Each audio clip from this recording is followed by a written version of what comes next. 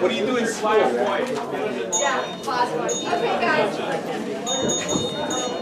I wanted to welcome everyone. Before I hand over the mic to our Senator Ann Goby, who's going to be acting as the MC for today's forum, I wanted to just take a quick minute and thank you all so much for coming. This is so exciting. It's a fabulous turnout already. My name is Elizabeth Millad, and I'm with the North Brookfield Democratic Town Committee. And the idea for this forum originated early in December at a meeting of the West Brookfield Democratic Town Committee. Is this my meeting working? Yeah, I'm a teacher. I can do this. Yeah, the West Brookfield Dems had an idea to try to get together a forum like this. And from there, the Democratic Town Committees of North Brookfield and Brookfield and Sturbridge, we all agreed to support and collaborate to try to make this happen. And we're also very excited and grateful to have the support of the Tantascwa Young Dems. That's really exciting because that's a club that just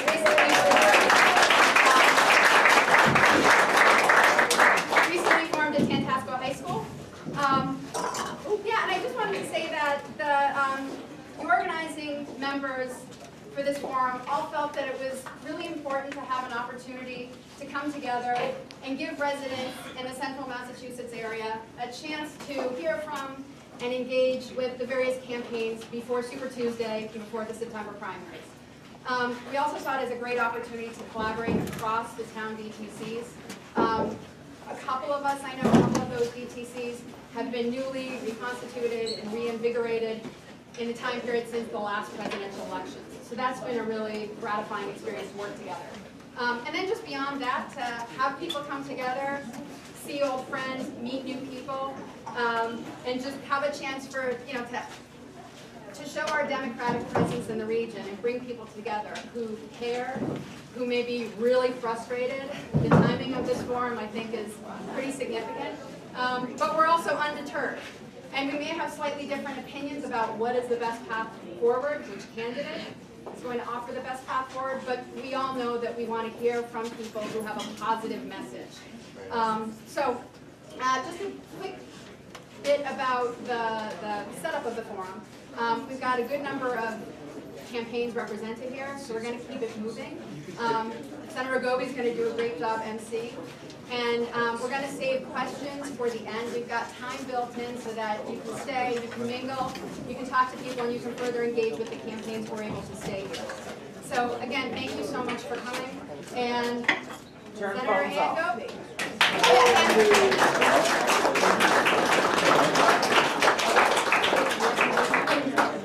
I'm supposed to tap this with my finger to see if it's turned on. What? Guess not. No. I will. Good morning, first of all. Welcome.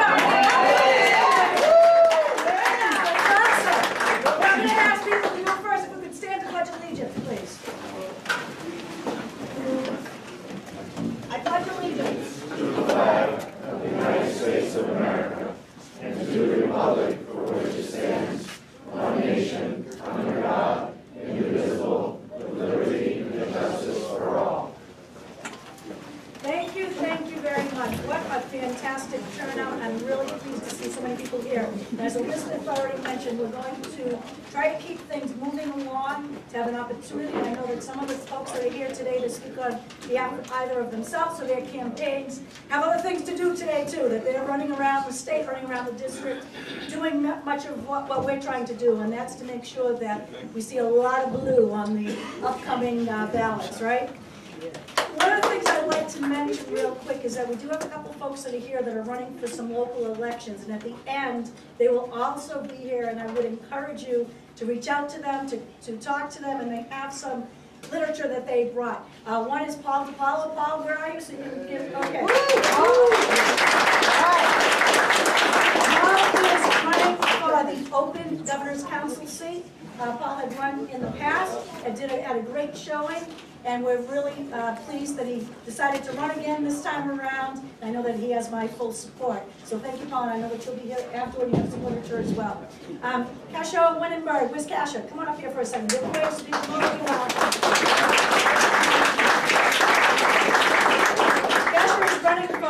register of probate. Right now, there is someone at the register of probate, although the person who's currently in that office apparently thinks it's a no-show job. That won't be the case with Kasha, and she's going to be here and have an opportunity again to meet with people, and I know that she's looking for a lot of support. So the first time for her running for office, which can be extremely daunting. So I would encourage you to show her some support, and if you have an opportunity, you'll be around afterward to be able to say, so give a nice little hello right now.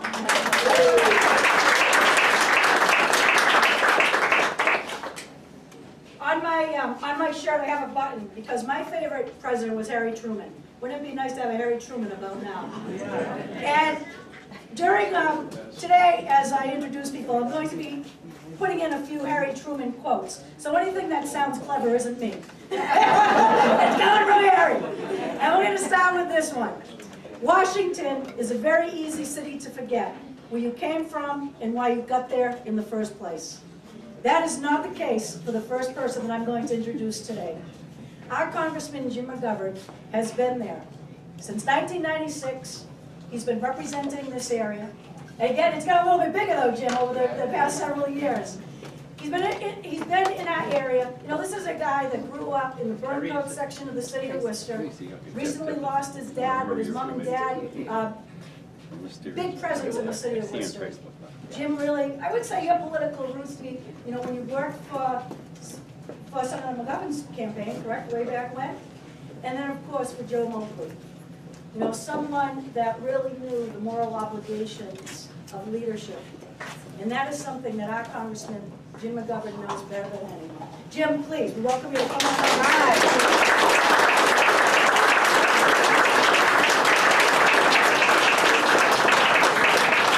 I don't know if this works or not, but let's hear it for Aunt Gobi. I mean, it's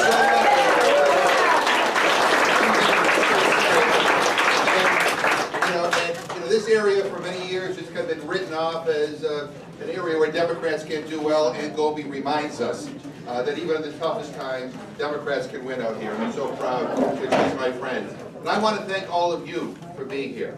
I just came from Washington, where it's so boring, and I wanted to come here to the San Jose, where it's so exciting. But look, we are at a very dangerous moment in our nation's history, and I don't ever recall a moment like this in my lifetime.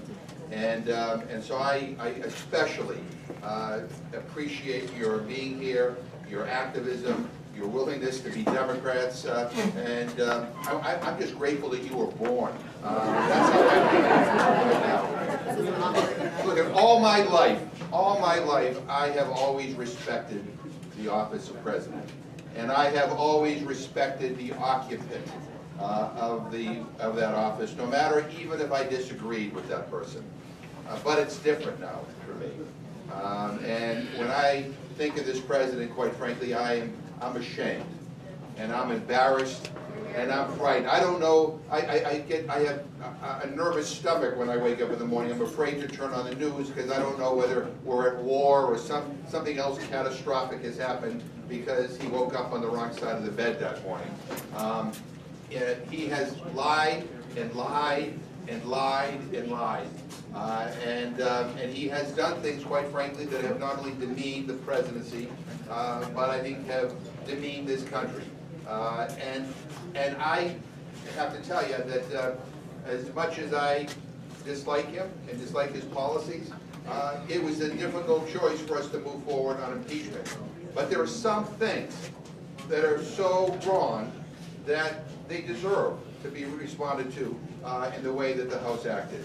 And when a president of the United States goes to a foreign country and tries to extort that foreign country to get dirt on a potential political opponent and withhold military aid as basically the lever in order to help rig an election, I mean, that is by any measure beyond the pale. And I was listening to some of the Republicans yesterday, who, including Marco Rubio, who basically said, you know, the House proved its case. The president is guilty of this. Yeah, it may be impeachable, but I'm not going to impeach him anyway. Look, one thing is clear, and that is the only way we are going to end this is in the November election. And it is important that we not only elect a Democrat as president, but it is important that we elect Democrats up and down the ballot.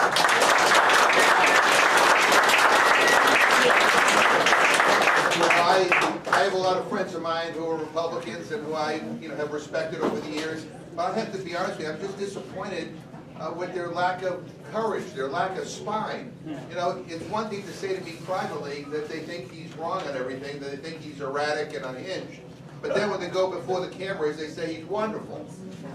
That's not courage. And I'm going to tell you, all those who have circled the wagons around him, history will not look kindly on them. Just like history will not look kindly on those who circled the wagons like Charlie Bucky or Richard Nixon. So, I mean, they're going to have to deal with their legacies. But look, the reason why we want to elect Democrats is not just so that we can have power. We want to elect Democrats so we can advance a positive agenda. We want to expand health care protections for everybody. I'm for Medicare for all. I think we can do better than what we're doing right now.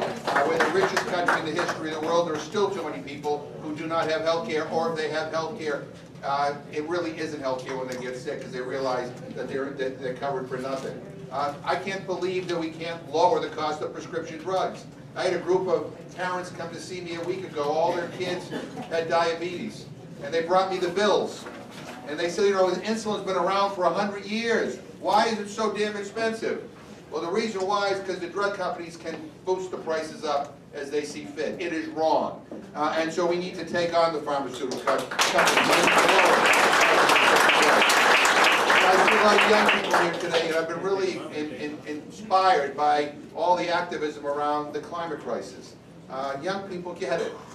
They see that this planet is being destroyed, and we have a short window of opportunity to reverse that trend.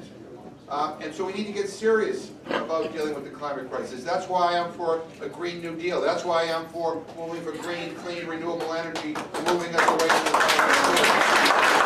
We need to rebuild our infrastructure. I just drove out here from Worcester, and I got to be honest with you. If there's a chiropractor here, I'd like to see you afterwards. Because some of the roads are not what they should be. We have bridges that are older than a lot of other states in this country. And we need to have better rail in Massachusetts. I'm going to tell you, if I were running for president, I'd say I want the best railway system in America in the next decade. I mean, go to Europe, go to China. They get it. Why are we so behind here? And it requires investment. But we also need to restore some decency in our politics. There's a great line by Mario Cuomo, which I always quote. He says, we need a government that is strong enough to use words like love and compassion, but also wise enough to be able to take our noblest aspirations and turn them into practical realities. I mean, at the end of the day, what this is all about is making life better for people, not just in our community, but around the country and around the world. We're all involved in politics. We all fight for elections at the local, state, and federal level because we want to make a difference. We believe we have a responsibility because we live in this country. We love this country. And it hurts me, and it makes me sad when I see what is happening right now, when I see how this president has coarsened our politics, the language, the tweets, the offenses, the racism, the bigotry, the homophobia, the Islamophobia, all the negativity coming out of here. Enough, enough. I mean, he says he wants to make America great again. I've always believed that America is a great country. What we need to do is make America good again. I'll just close with this. The way you win campaigns is the old-fashioned way. Grassroots organizing, going door to door, talking to people one by one, going to coffee shops, doing all the stuff that all of you have been doing. We can win this. We can win this. And look, we will be outspent because they have endless, deep pockets, which is another reason why we need to win, so we can actually pass a constitutional amendment to overturn Citizens United. But in order to do that, in order to do all the things, we have to win. We have to win. It's not just enough to be right on these issues. We have to win. And that requires a renewed commitment by all of us to roll up our sleeves and do the phone calls and raise the local money and go door to door and do the grassroots organizing. There's no secret to this. But this, in many ways, I think, is our last chance. I think we're a resilient country. I don't know whether we can rebound from another 4 years of this. And I'm going to tell you, I don't know whether or not our elections will have any integrity if this guy wins again, with the help of Russia and China, or whoever the hell else he calls in to help him out. I mean, I always tell people, I've won elections and I've lost elections. It's better to win. When you lose, sometimes it hurts and sometimes even aches. But nonetheless, I would take losing an election any day of the week if I knew that the verdict was rendered by the voters who live in my district. But I'll tell you, I'm not going to sit back and allow foreign countries and foreign interests to tell us or to dictate to us who our leaders will be. You go back and read our history. Our forefathers fought for independence against a foreign nation.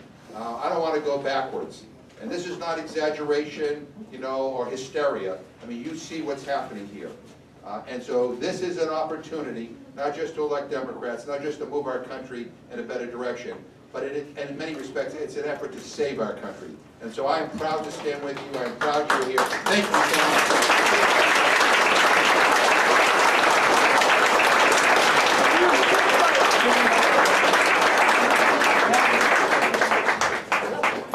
Thank you, Congressman. We appreciate it. Jim, is he the best or what? Yeah.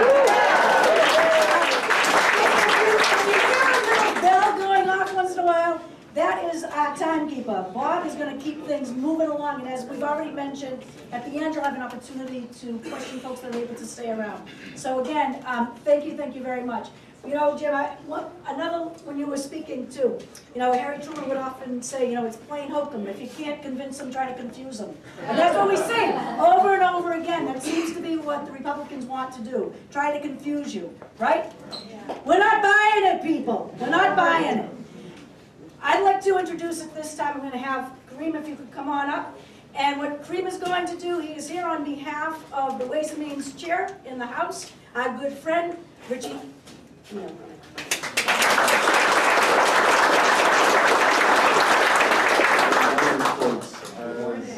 Senator and graciously introduced me. My name is Kareem.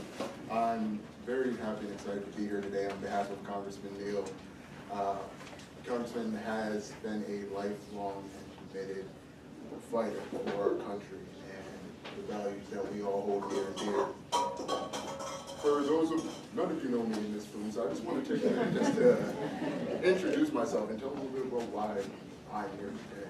As a first-generation American, my mother came to this country from Tanzania, pregnant with a beautiful young boy. She went to Holyoke Community College to become a nurse. She was still learning English at the time. And she had, while struggling to do that, raising a child, she would hear from her professors about how she couldn't do that, how she should just give up, maybe find a new career. And if you knew my mother, you would know that that's just not an option. So she told them, don't tell me what to do, because I'll do it and I'll keep fighting. And she did. And she was able to fight, and she was able to raise a son that is standing here before you today. As a nurse, I hear every day the struggles that people are going through facing this healthcare situation that we have in our country today. People that go to the hospital and aren't worried about healing. They're worried about how they're going to afford their prescriptions or how they're going to afford their bills. I'm proud to work for a congressman that has introduced legislation that would lower the cost of prescription drugs, that has lowered the cost of prescription drugs. He's been a consistent champion for working class families across America. He has been introducing legislation from the Secure Act, which would help every American save for a safe and secure retirement. We work our entire lives and should be able to maintain that standard of living once you reach that age. He has been a consistent fighter for infrastructure development. Just this week alone, we can talk about how that power affects all of us, how that power is coming home here. This week alone, the Congressman introduced an infrastructure framework plan of $760 billion. Now that plan will allow small rural communities across our nation, right here in the district, to improve their roads, their bridges, wastewater treatment facilities. This is much needed. There is no reason why we shouldn't be having this. Our communities need this. It would also allow us to lay down the framework for a greener tomorrow by creating opportunities for alternative transportation forms. The Congressman mentioned East-West Rail. I am very much looking forward to that. We can make that happen. And the Congressman is fighting for that. We need to keep moving forward. We have a president in the office who is not, he's not sort of, the Congressman has been a champion working alongside Congressman McGovern to hold the Republican administration accountable. One of the first hearings that he held in 2017 was dedicated to the tax law, or 2017 tax law.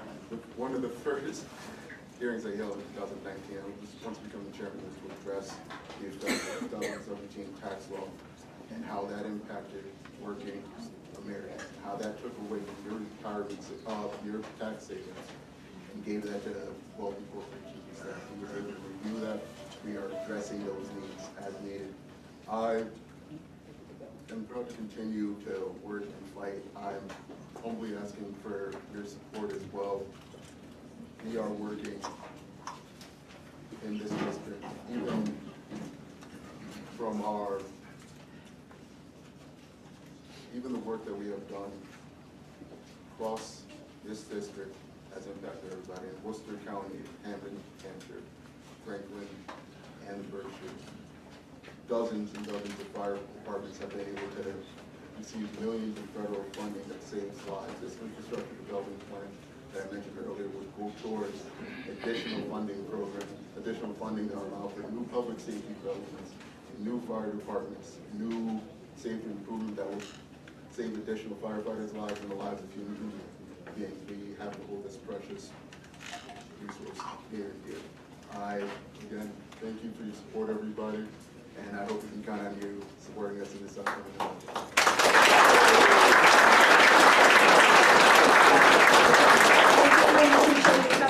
Looking out, and I know that they've already been mentioned, but how about the students that are here from some of the young?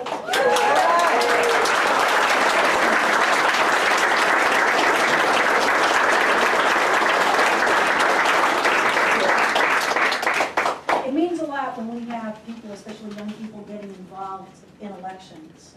And I know, Max, how did the hearing go this past week? It went well. Okay. Listen, I'm going, since I got, you got 1 minute. Tell them what you were there for, Max. We were there for the Empower Act. So basically, if a city or town passes or files a hometown petition to lower their voting age, it then has to be voted on by the Massachusetts legislature. But currently, like 6 or 9 towns, have passed that. But the legislature has not looked at it, and so the the Empower Act would change it. So then, just the towns and cities who voted for that would have the final say.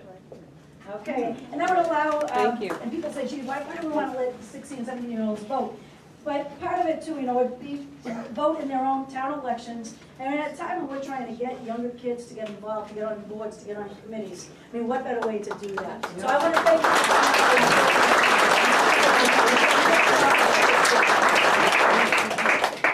I want to recognize right now someone who's made a difference in their community as well, who is also running for Congress, Mayor Alex Morse. Come on up, Alex.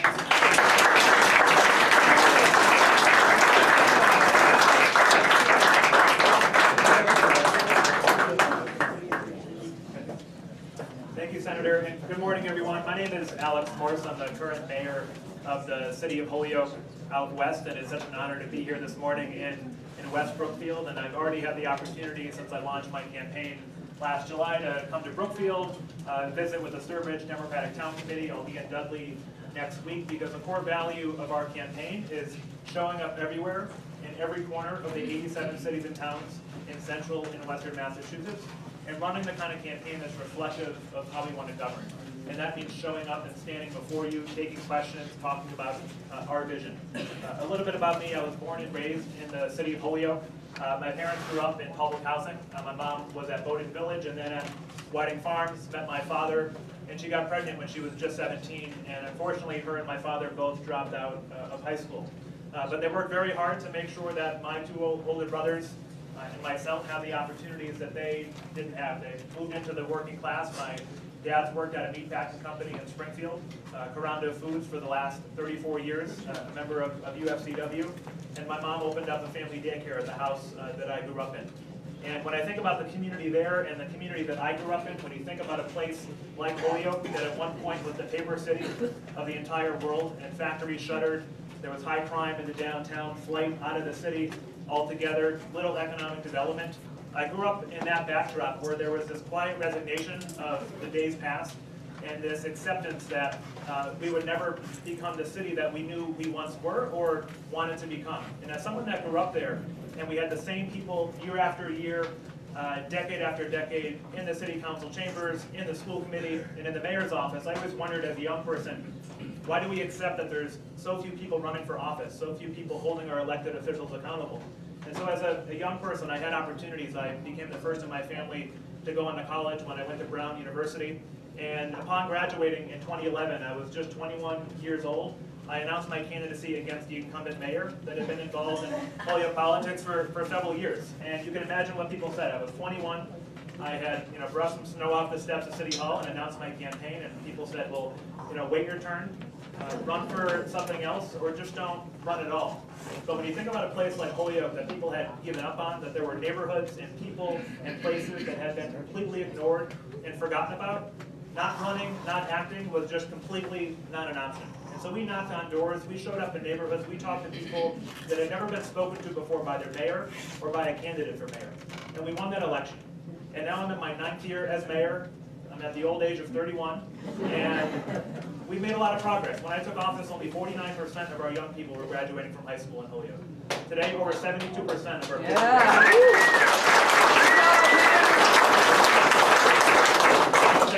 Crime is down 40%. Unemployment has gone from over 13% to under 5%. But more important than any data point or statistic, it's really the way in which we've opened up the doors of City Hall to people that have historically felt excluded or have given up on the process altogether. And when you think about a place like Holyoke, 50% Latino, mostly of Puerto Rican descent, building a local government that actually looks like and speaks the language of the vast majority of our people in the city. And when I think about my decision to run for Congress, to represent you and represent the 87 cities and towns in the district, the reasons I ran over 8 years ago are very much similar to the reasons I'm running for Congress today. That there are people and places and cities and towns in this district that feel completely ignored and forgotten about. And it's time you have a member of Congress, regardless of the amount of power they have, the amount of years of experience, a member of Congress that shows up and talks about their vision, regardless, again, of how long they've been there. And so when people ask, well, why are you running against another Democrat? And why are you running against a Democrat that has an immense amount of power as the chairperson of the Ways and Means? It's not just about having power, it's about how you use that power and who you use it for. And what's the point of having power if you're not going to use it to hold the most corrupt, dangerous president in our lifetime accountable? What's the point of having power if you're not going to push for policies that actually believe that healthcare is a human right? You can't take on the pharmaceutical industry when you're taking hundreds of thousands of dollars from the pharmaceutical industry in the first place.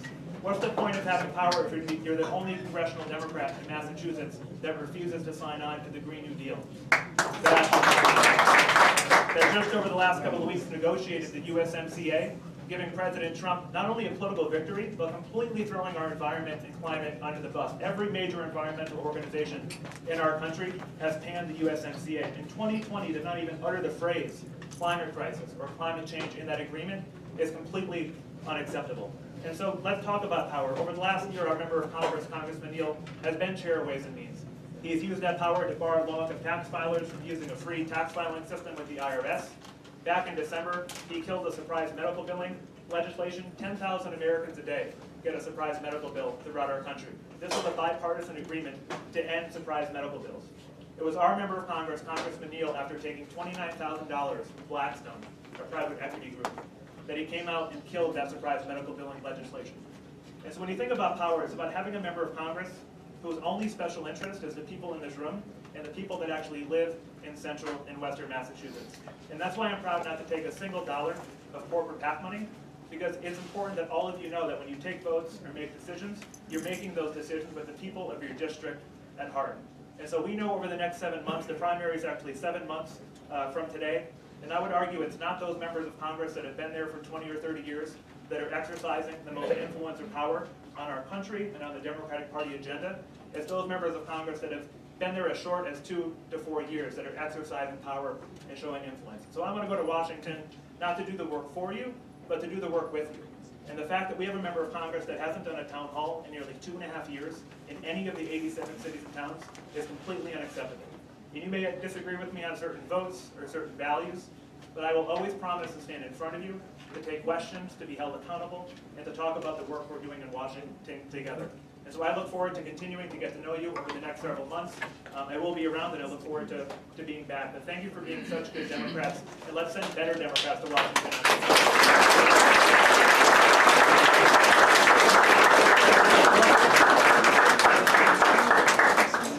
Harry Truman said, if you want a friend in Washington, get a dog. Well, you know, we're lucky because we have some great friends in Washington. And right now I'm going to ask a couple of folks that are going to come up to talk about a couple of those friends. One is Liam Horseman, who is here, and he is the organizer for Central Mass for Senator Ed Markey. Come on up, Liam.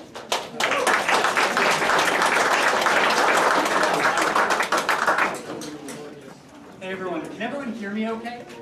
Good? All right, hi everyone. My name is Liam Horseman. I am one of the field organizers for Senator Ed Markey's re-election campaign for Central Mass. We also have Corey Bisbee working in this area, and Aidan Horgan, our regional organizing director, who's in back. And we are happy to be here today representing Senator Markey. So I want to speak for just a couple of minutes about why I support Ed and why I think we should all send him back to the Senate this year. And then I'm going to talk a little about how you can get involved right now. So before I became an organizer, I thought that I wanted to be a teacher. And I found that a lot of the same values that originally led me toward teaching have now brought me to organizing, which is to say, doing what we can to prepare the next generation for the world they will grow into, and making sure that there's a sustainable world for the next generation to grow into. And if you talk to that next generation, to a lot of young people right now, we're scared, not just by the political situation, but by the environment that we see as well. We see the stories of the wildfires in Australia or in California, or hurricanes in Florida, and we don't necessarily know what the world is going to look like 10, 20, 30 years from now, and we don't always quite know where to turn and who to look to and who will lead on the issue of climate change. But I can tell you that young people love Ed Markey. My third day on the campaign, I went to a youth climate strike where there were high schoolers from all around the state striking to demand climate action. There was some people as young as 12, 13, 14 years old there, marching, making speeches. And Ed came and spoke, and I wish you could have all seen the way those kids lit up when Ed talked. He was like a rock star to them. They had a chant going. It was Ed Markey, he's the one, Green New Deal, he'll get it done. One of them shouted, "Adopt me," while he was there. And they really, really trust him on this issue. And yes, it's in part because of his work on the Green New Deal, which is the most expansive climate action resolution ever introduced to Congress. But Ed's record on this issue goes far, far further back than that. He has been fighting for climate action long, long before many people were willing to give it the attention that it deserves. Just to name one example, the first piece of climate legislation to ever pass the House of Congress is called the Waxman-Markey Bill. He's a co-author on it, and it bears his name. And that dedication to this issue has earned him an immense amount of trust among environmentalists, among young people, among basically everyone I know who cares so deeply about climate action. And I know I don't want to let any of those people down this year. But the remarkable thing about Ed is it's not just climate change. He has been a leader on basically every issue that has faced the country over the course of his career. In his career, he's passed over 570 pieces of legislation. I'm not going to name them all, but I do want to mention just a couple to show the breadth of the work that he has done. On gun control, just late last year, he secured $25 million for the Center for Disease Control to study gun violence. It's something that Republicans had blocked for a long, long time. We were not able to study gun violence, so we did not know how bad the crisis was. And now, because of the work that Ed has done, we can. And that is a crucial, crucial first step toward ending this epidemic of gun violence that we see in this country. On reproductive rights, Ed's endorsed by Planned Parenthood and the overall pro-choice America for his resistance to the Trump administration's efforts to curtail reproductive freedom and for his co-sponsorship of the Reproductive Rights Are Human Rights Act and the Women's Health Protection Act. On the opioid epidemic, Ed has authored legislation to increase treatment for addictions to synthetic drugs like heroin, among others, and has fought to stem the flow of fentanyl through our borders. That's legislation that he worked on with Marco Rubio and Rand Paul. Two incredibly conservative senators where on basically any other issue, Ed and them could not be further apart. So this was one place where he was able to come together with them to pass legislation that will be literally life-saving.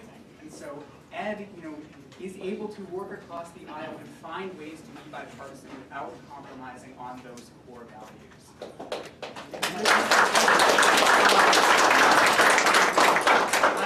I could keep going issue by issue, but as you can see, Ed has been there fighting for all of us, and now we need to fight for him.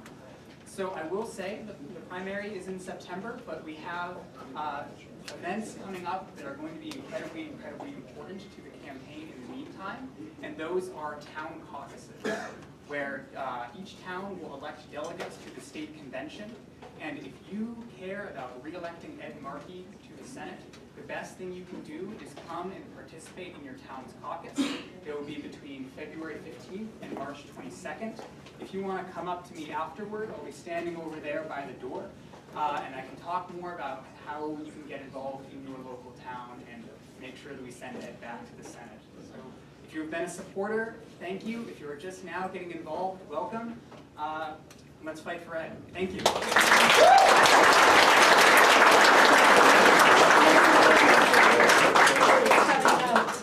And on behalf of Congressman Joe Kennedy, one of my good friends in the legislature, Jim O'Day, who's represented the 14th Worcester District since 2007. Wow, you've been there long. You're getting older, O'Day.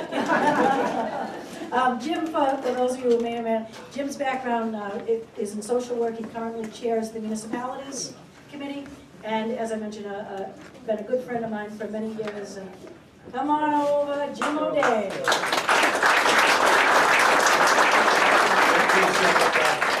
Good morning, everybody. How about Ann Goby? Certainly my Congressman McDonough, it's great to see you this morning, Congressman.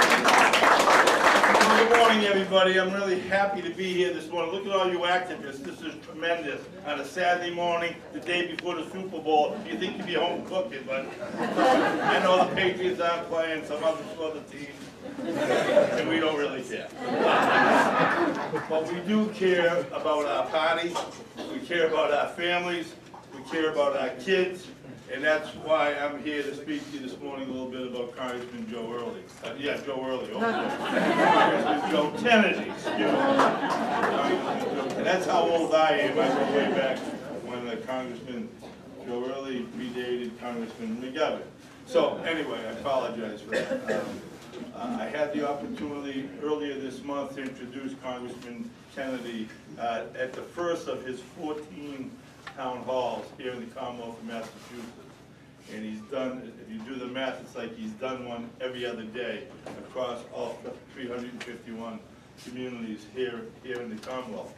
And what I'm so excited about with Congressman Kennedy is that from where I stand and sit, he has skin in the game, right? He has 2 young children, so he knows that the future is now, right? He's concerned, not unlike the rest of our candidates, about our climate, about our children, about our education, about our infrastructure. But he understands that he needs to be available to not only all of us, but also to his children, to his wife, to his community. I've had the opportunity to speak to those who he presently represents. As I've mentioned, he's been in the House now for the past 8 years. And to a person, they say he follows through on what he says he's going to do. He shows up. He is available. He is someone that you can make contact with. He's not someone who only lives in Washington. He comes back and represents his district. Since he's decided to get involved in running here for the Senate, he has been all over our Commonwealth. And I can tell you that he cares, you know, to him, diversity is an asset, not a problem looking for a solution.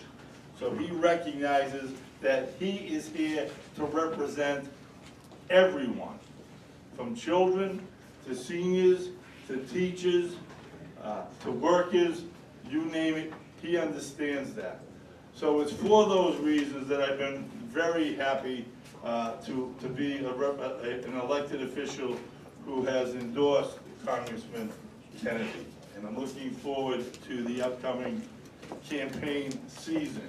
And I'm hoping that many of you here are not only going to consider him, but also be willing to come on board and be part of this future-focused congressman who wants to be our next senator. So I'm happy to be here on his behalf today.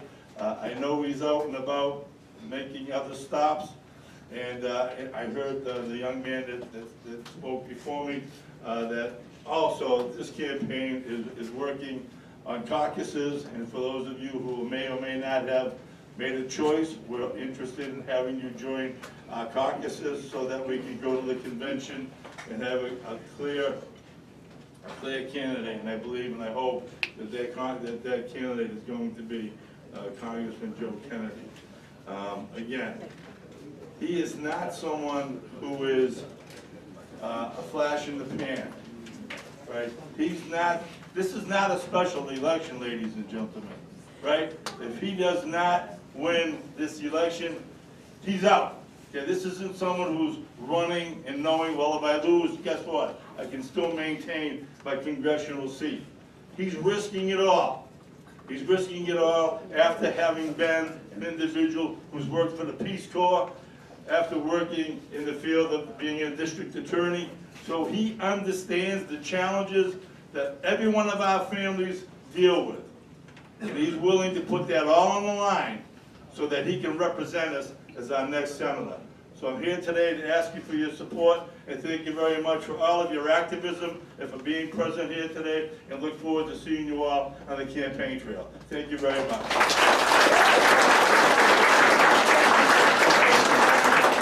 Thanks, Jim, and again, thank you to those who are running for Congress and running for Senate. We certainly appreciate them coming out today, and we invite you to stay if you're able to, because we know that we're going to have an opportunity for folks to ask questions afterward. I did want to just recognize we have some people here from the State Committee and long-serving members, Ralph Hicks and Bill Shimon, if you want to stand. And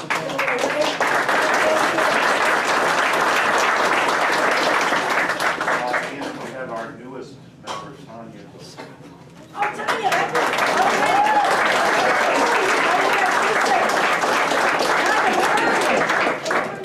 Thank you, Tanya. Sorry about that.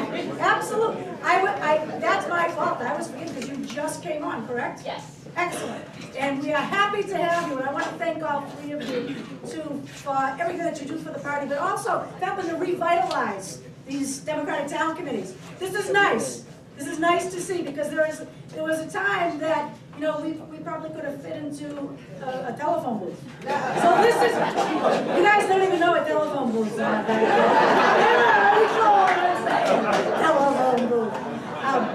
But listen, we are just really thrilled again to have you come out today. We're also thrilled because we're hearing from 5 different presidential campaigns today, which I think is absolutely fantastic. And I want to thank all of them that have come out. You know, President Truman had a very clear sense of what the presidency was about. He knew that he was going to be president for a short period of time, and that the things that happened was about the office of the president, not about a person. He wasn't someone that put personal interest above national interest. And that's what we need. We need someone that is going to put the nation's interest before their personal interest. We've had too much of that for too long. And I'm very pleased today to say that we have, you know, it's great when we're able to go out and look at the quality candidates that the Democrats have. One after another, talking about things that they're going to do to bring this nation back together, because we need that now absolutely more than ever. At this time, I would like to welcome Terry McGinty up. Terry is the campaign leader program volunteer for the area for former Vice President Joe Biden. So Terry, welcome very much.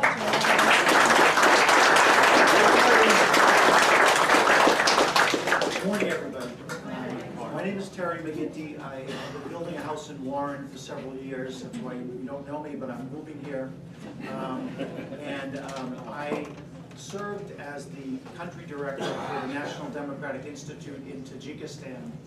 And after a year there, I was shown the door by the government there, in part, we believe, because of the intervention of Vladimir Putin.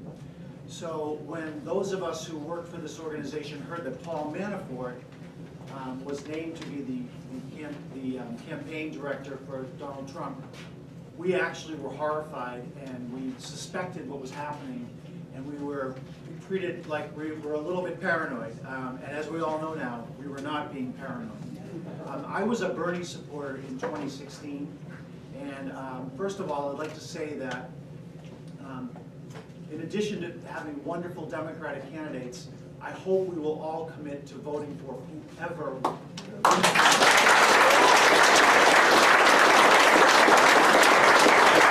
Joe Biden has certainly done that.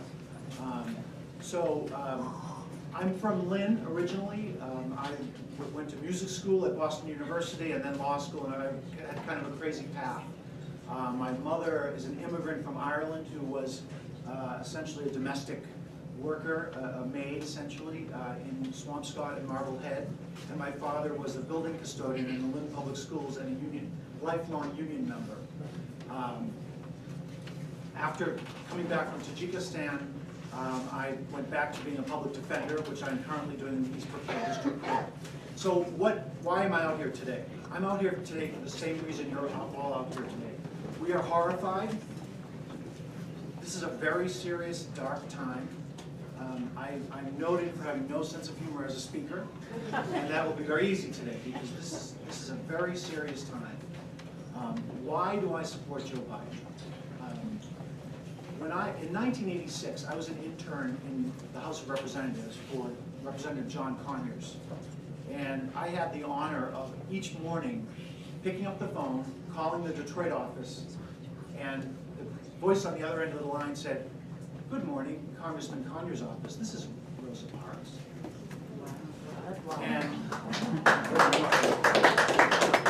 And people I have 2 themes in the next minute before I'm yanked off the stage.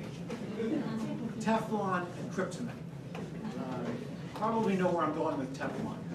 Now, Joe Biden, you know, he's not the perfect speaker. He's not the perfect extemporaneous speaker. He has a stutter. But the American people know Joe Biden. That's why I am supporting Joe Biden in this particular year. My values, in some way, with regard to taxation and so forth, may be more in line with Bernie Sanders, which is why I supported him last time.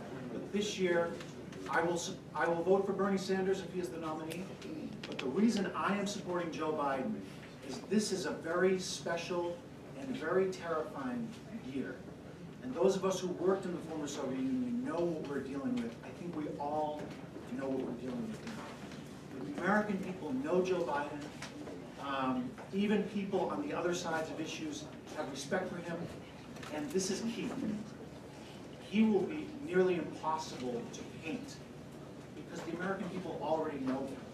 And this is why I feel very passionate that this is a year where we must go with a known quantity. That's why I am supporting Joe Biden.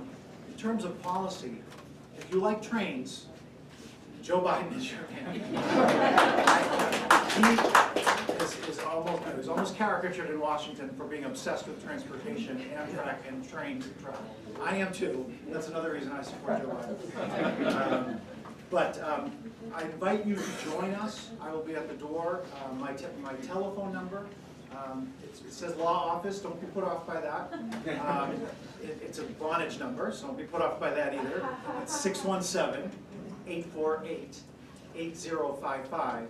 And we're inviting people to become involved in the campaign, especially to go up to New Hampshire over the next 9 or 10 days.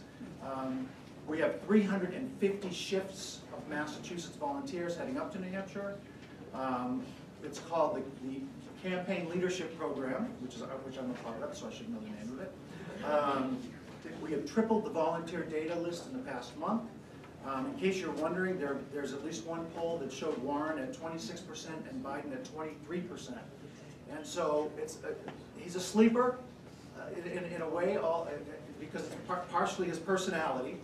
But we are taking Massachusetts very seriously. We believe we can win Massachusetts, and I invite you to join us. Thank you very much.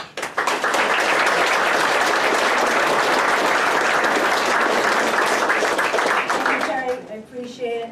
I'd like to introduce a good friend of mine, Senator Eric Lesser. Eric and I came into the legislature, into the Senate the same year together. We started out, there were 5 of us in that. We're down to 3. 2 of our members have left to other things. It's amazing how that happens in a short period of time. There's a lot of turnover.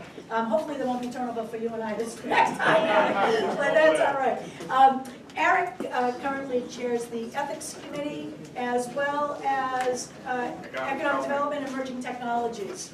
And when just talking about rail, there is no one that has been better talking about, we don't like to say east-west rail, we say west-east rail.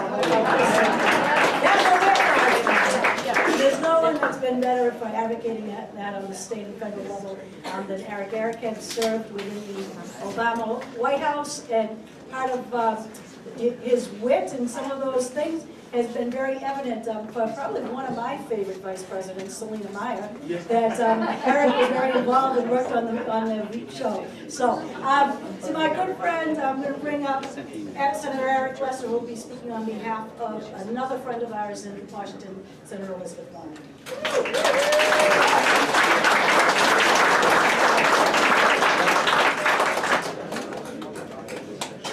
Let's give a round of applause to Ann Go.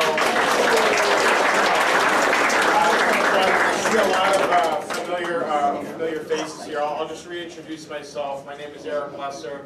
I'm a state senator from your neighboring state senate district. I start in Wilbraham. So do we have anyone from Wilbraham here or points west? But around here I'm known as Ann Govey's friend and wingman. And I just want to say something real quick about Ann, which is there is no one in the legislature, I would frankly say there's no one in politics that works harder or is more effective than Ann Govey.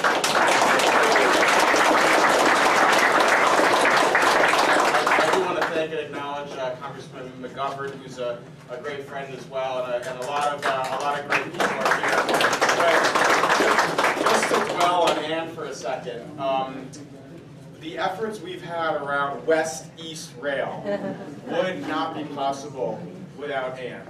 And there will be a stop in Palmer. That we are promising. And I just want to say, before we dive back into presidential politics, we really are at a very key moment on the rail efforts right now. On February 6th, MassDOT is going to be updating the public about the status of their study.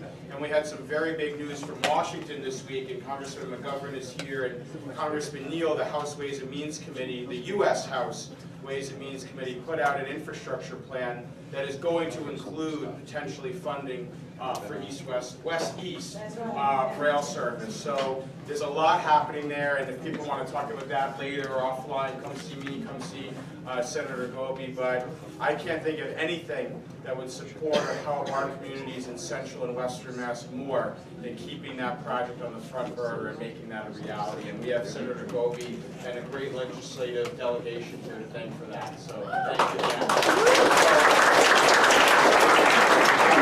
I'm here to, just briefly talk about my friend, our friend, Elizabeth Warren. Many of us know her personally. We've known her as our U.S. Senator. We've known her as our advocate and our fighter on so many issues. I want to just quickly talk about some of the things we've worked on with her and why I think she would be such a powerful and effective president. I actually first got to know her before she was the senator for Massachusetts at all. I got to know her when she was working in 2008 and 2009 on the oversight of the bank bailout program. Remember that? And she was the only one in the middle of that program, in the middle of the recession, to ask the tough questions of the banks, to hold that program to account. And I was there because I worked at the time, I was working as the assistant to David Axelrod in the Obama administration when Dodd-Frank was working its way through Congress and also was going back and forth draft from the White House. And at multiple points, the Consumer Financial Protection Bureau was put on the chopping block. And at multiple points, there were members of our own party that said that the Consumer Financial Protection Bureau, the student loan protections, the Ombudsman's office, the protections for our student borrowers and for our consumer credit card companies should be put to the side so that we could focus on the bailout programs and the insurance programs for AIG and for Citibank and for others. And frankly, along the way, there was one person who was the consistent voice for the public, working alongside the Obama administration, right next to President Obama, saying that the Consumer Financial Protection Bureau needed to stay in. And that was Elizabeth Warren. The single biggest change for everyday people in a generation passed because of Elizabeth Warren. And at the time, she wasn't a U.S. Senator, she wasn't a presidential candidate, she was a citizen. Imagine what she'd be able to do as president. So I'm just here to say we are getting close. You know, Iowa is on Monday, New Hampshire is a week after, next Tuesday, then Massachusetts gets to vote in March. It's very close. Let's remember what is at stake in this election and what is important. We have millions and millions of people in our country, my guess is a lot of them are here, who are struggling to pay student loans.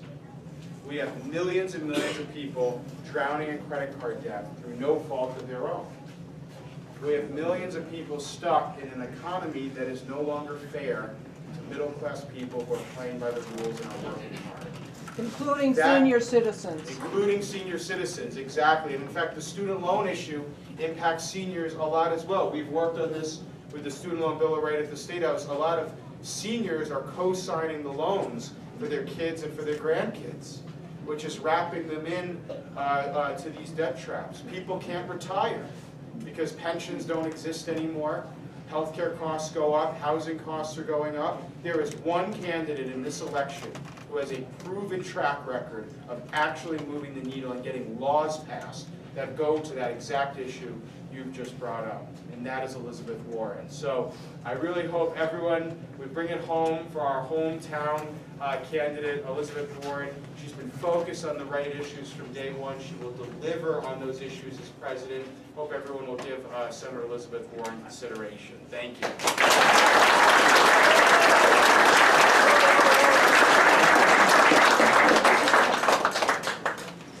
Eric was just asking about questions because he'll be staying around after. afterward for anyone that would like to ask questions. I know that some of our other campaigns are doing the same. So again, thank you, Senator Eric Lesser, and thanks for everything that you do for this area. And yeah, you're a great young man.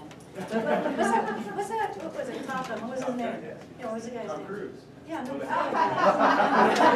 Are you my goose or something? Anyway, forget that. I want to ask James Berdard to come up. James is here on behalf of the Bernie Sanders campaign. James has done a lot for Labor for Bernie, for Central Mass Young Dems for Bernie, and we really appreciate, he is a very familiar face in the area and getting involved in an awful lot of campaigns. And so on behalf of Bernie Sanders, come on over. And Gobi, what an amazing champion for our district. Someone who stood up for us time and time again. How many people in this room have had an amazing interaction with her, where she helped you solve a problem, where she helped you stand up against some interest that was happening, or listen to your concern? You know, Aunt Gobi, when I started out doing organizing, Aunt Gobi gave me some of the best advice in politics that I've ever gotten. And that is, you know, you're a young guy. You're going to walk into these rooms and these folks are going to look at you like, who are you? Why should you be someone who's helping us make decisions? And she said, be the bull in the china shop. Be the one who tells truth to power and never give up. And never, ever give up. Thank you, Aunt Gobi. You're an inspiration. So, you know, what qualifies me to stand up here and talk to you about a presidential candidate?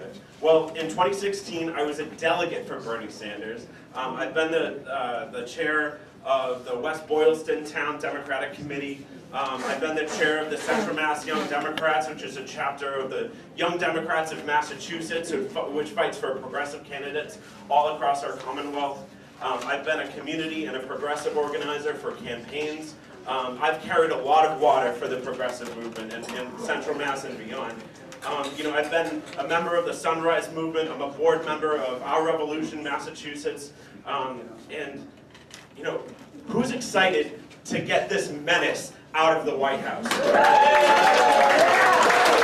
Who's excited to put someone in there who's ready to fight for the working people of this country?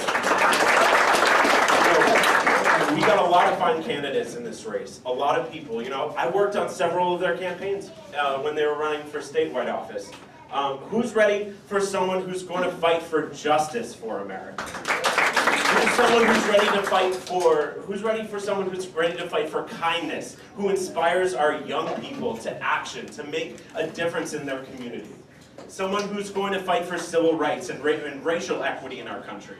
Someone who is going to fight against the crushing student and medical debt that is plaguing members of all backgrounds in our society. You know, that's why I'm excited for Senator Bernie Sanders. You know, he's someone who's going to get money out of politics, who's going to get rid of the disastrous Supreme Court ruling saying that corporations are people and then thereby buy elections in our country. I'm fed up with that. I know you're fed up with that. No matter who you support, we need someone who's going to fight against those large corporate interests. So why do I support Senator Bernie Sanders? Why do I think that you should take a look at what he has to offer us? Well, I think the proof is in the pudding. If you turn on the news right now, you see the guy who has the most momentum, who's inspiring young people, who's putting his record, his lifelong record of fighting for working class folks in this presidential campaign. So, let's see, where are we at? You know, I support him because he has the guts to rein in Wall Street. I support him because he's someone who's going to fight against the fossil fuel companies who are buying elections and buying congresspeople. I'm committed to him because he has fought his whole life for civil rights. Martin Luther King Day was only a couple weeks ago. He is someone who, even in the 60s, marched with Dr. Martin Luther King, who made a difference fighting against segregation in Chicago, back when it was very unpopular. He was someone who stood up for gay and lesbian and transgender rights in the 80s, in the 70s. Someone who was way beyond his time. And you know what?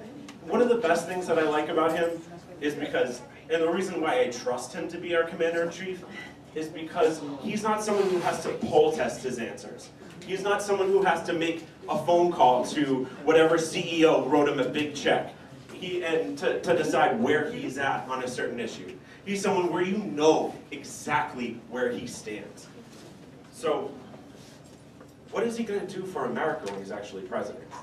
Well, if we take a look at it, he's going to make public college tuition free.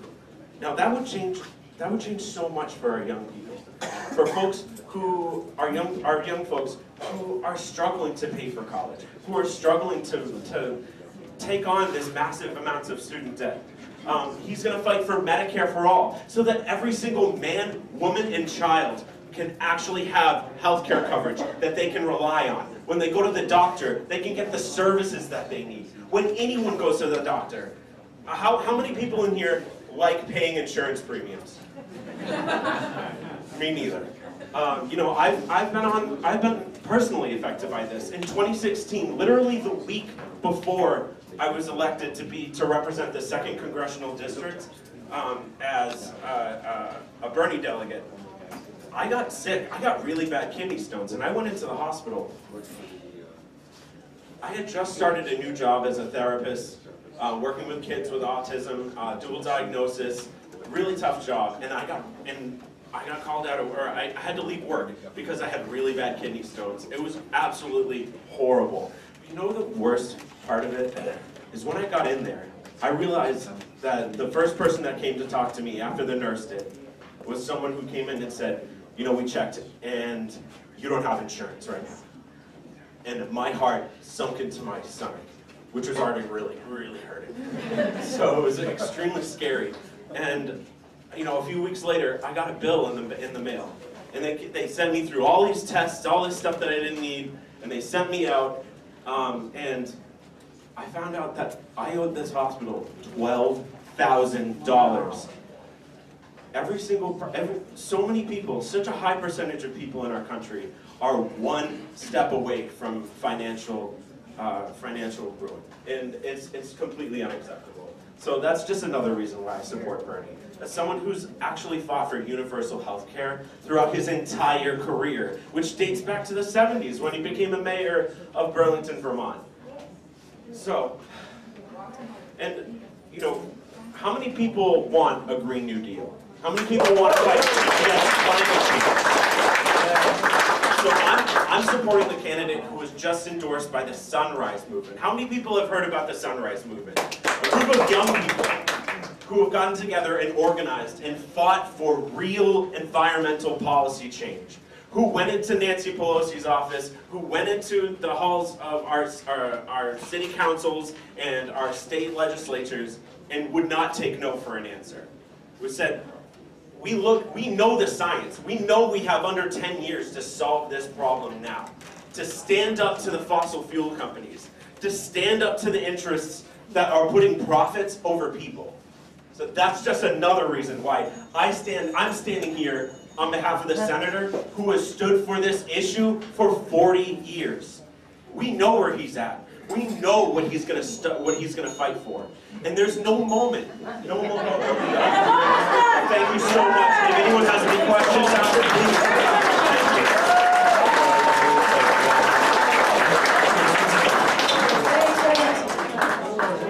Those 20 people are in passion, aren't they? Holy cow. No, you did a nice job. You know, as we mentioned, one thing that's in the Democratic Party, we cast a pretty wide net, and it's good to see. And we have someone, authors here from the Develop Patrick campaign. And when I was first elected, actually Jane Swift was still in, and we had Mitt Romney. And one thing I just sort of tell you a quick story. And boy, Mitt Romney, now we're kind of liking him. Yeah. But when Governor Romney was in, one thing that he had done that kind of put a bad taste in some people's mouths is that there's an elevator that goes up outside of the governor's office on the 3rd floor, and he wanted that just for his own exclusive use, and so he put kind of a rope around it, and nobody could use it for the years that he was the governor. no one could use it. When Deval Patrick came in, the first thing he did, that rope came down, and that room was open, and people could walk into that governor's office anytime they wanted. And I appreciated that, and you know, that was a sign to me that things were going to change a bit. And then he actually came out to Barry to look at some dams out here and culverts, and so I did appreciate that. So I appreciate that you're here. I know that Deval hasn't picked up a whole lot of steam, but maybe that will change. Come on up, Arthur.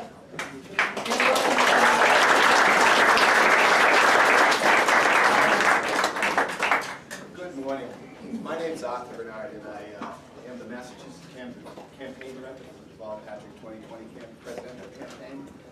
And I'd like to talk to you about a couple things this morning. One, I want to talk a little bit about the governor's late entry into the race. And secondly, I want to talk to you about where he is on the campaign trail now and what's going on with that campaign, our campaign.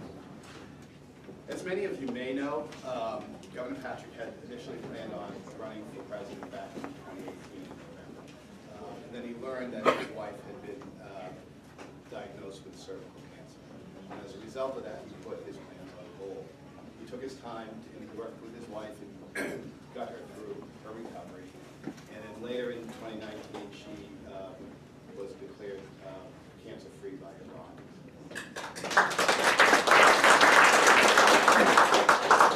It's a little hard to hear you, sir. I'm sorry. Speak into the microphone. Sure. Yeah, right. And she knew. Is that better? And she knew that Governor Patrick still had an interest in what was going on in his presidential campaign. And I think she and he both felt that he had something to offer in the discussion that was going on with the Democrats. So he announced his campaign. Initially, everybody said, you know, it's too late, he's an underdog, he has no chance of doing it.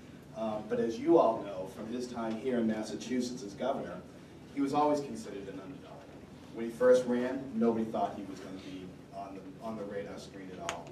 And when we ran for re-election in 2010, everybody said he had no chance, he was an underdog because he didn't raise any money during his first term as governor. He didn't want to have lobbyists or other money in special interest money in his office while he was governing the state of Massachusetts. So I'll say to you, just as we start out, don't count him out. He's been an underdog all his life. He's worked hard and taken advantage of the opportunities that have been given to him. And I think he feels as though in this race, he has something a little bit different to offer than many of the other candidates. We are so fortunate to have all good candidates in this race. However, in Governor Patrick's case, he has 2 terms as a governor with executive experience. He's been tested in times of crisis, as we all remember the unfortunate circumstances of the marathon bombing. He has had to deal with issues day to day with briefings around public safety, homeland security briefings on issues where you know, there was terrorist threats in Massachusetts, and he had to contend with those. The other candidates are all great, and they are all fantastic, but Governor Patrick does have some outstanding executive and leadership qualities to offer to us in this election. Where we are now in the campaign, today, Governor Patrick is in Exeter, New Hampshire. He's doing a town hall meeting. He's on a bus tour across the state. And he's been working hard, hand-to-hand, meeting voters, going out there, just as he had done in his first campaign.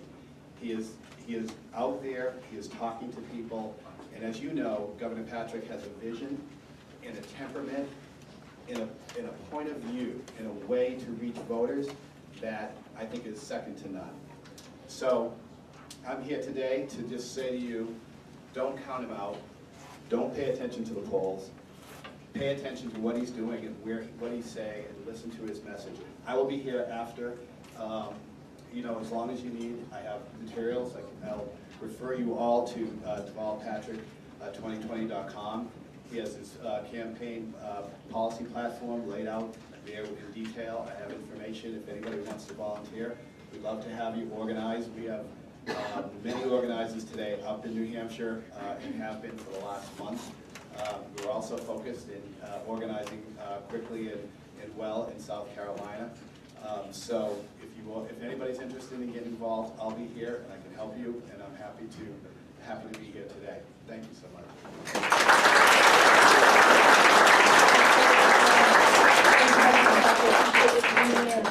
And the last person that we're going to hear from today is from the Andrew Yang campaign. And I have to say, it was someone that I really didn't know much about. He's starting to make math cool, though. Look at that. I want to welcome, Yenny? Is Roche? Okay. And Yenny, whereabouts are you from? I'm in Worcester. All right, from Worcester. And we want to thank you, and thanks for coming.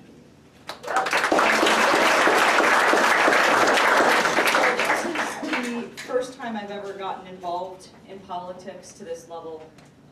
Previously, I had been a Bernie supporter. I donated about a whopping $25 to his campaign, and that was my entire political contribution in my past. So when I first started hearing about Andrew Yang, he really inspired me to dig myself out of the hole I was in and get involved in a way that I never thought I ever would. So I'm one of the New England Yang Gang regional organizers. I'm a volunteer. And I'm here to represent Andrew Yang because he's focused on healing our country, addressing job loss due to automation, changing confusing standards that value money over human value.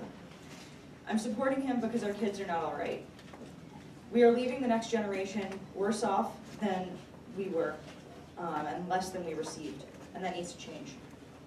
I'm here to talk about the problems that we've been facing over the last number of years because Andrew Yang is an entrepreneur and a problem solver.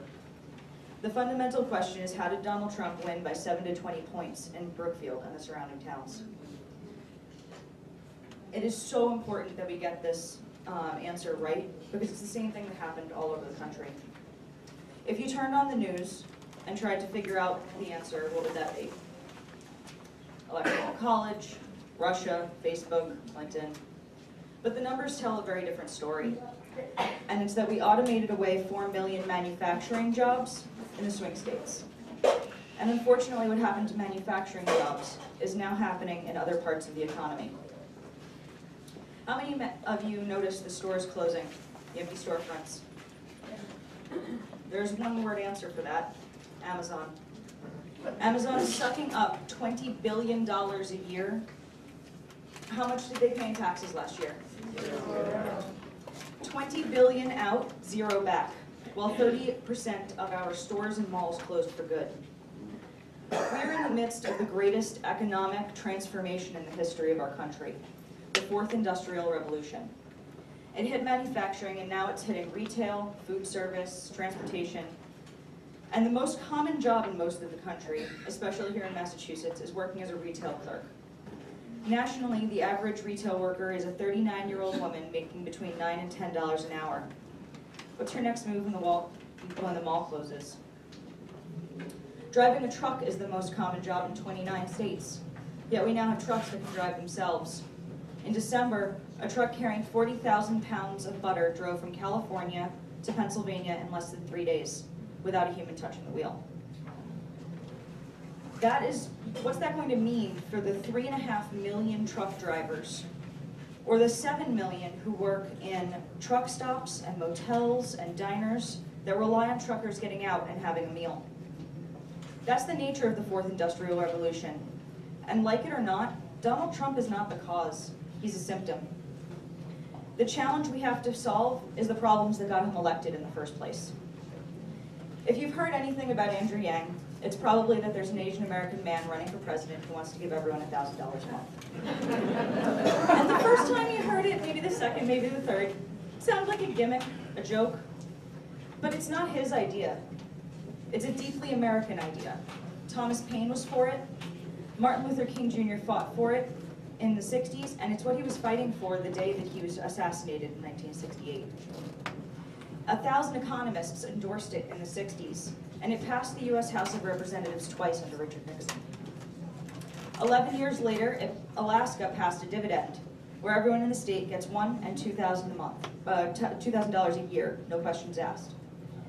And they pay for it with oil. And the oil of the 21st century is technology, software, self-driving vehicles, and big data. I don't think any of us get a data check in the mail. But if we put a mechanism in place so that we get our fair share of every Amazon sale, every Google search, every Facebook ad, every robot truck mile, we can easily afford a dividend of $1,000 a month. This is the trickle-up economy, from our people, our families, and our communities up. When Andrew Yang becomes president, and the Brookfield's combined freedom dividend brings $3.8 million every single month into the community, where are people going to spend it? How much of it would stay right here in the Brookfields? Almost all of it. Now, you probably get your own Netflix login. But most of it will go to daycare, car repairs, Little League signups, to starting businesses and changing careers. This is the way we reverse the decline in many communities of the country, particularly rural areas like this that are being left behind. The truth is that our economic measurements have gotten it all wrong. We're at record high levels of GDP, but also record high levels of anxiety, depression, financial insecurity, student loan debt, drug overdoses, and suicides. As an illustration of why GDP is increasingly meaningless, Evelyn Yang, Andrew's wife, is a stay-at-home mom with their 2 boys, one of whom's autistic. What is her work calculated in GDP every day? Big fat goose egg. We know what work that she is doing is amongst the challenging and vital in our society. Any parent here knows what I'm talking about. It's the best work there is, but it's also the hardest. So if GDP is leading us in the wrong direction, what would lead us in the right one? How about childhood success rates, mental health and freedom from substance abuse, clean air and clean water, health and life expectancy? We can build our economy around these measurements in the 21st century.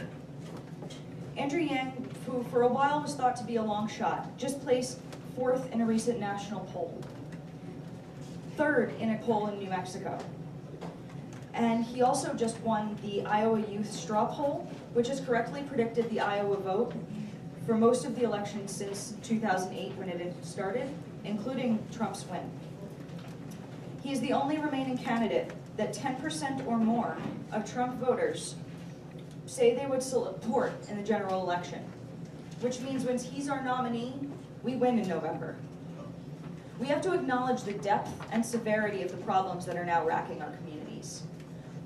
But then we need real solutions to actually improve our lives. President Trump got some of the problems right, but the solutions were the opposite of what we need. We have to move the clock forward.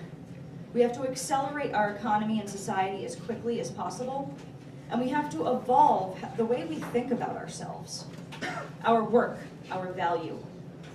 Let's make America think harder together. That is our new way forward, and that's why we're going to win. Thank you.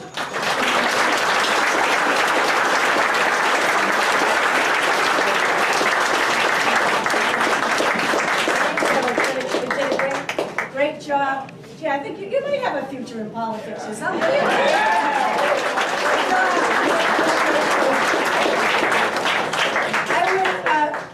A very sincere thanks to all of the candidates and members from their campaigns who took the time to be here today. And if we could one more time just give them all another.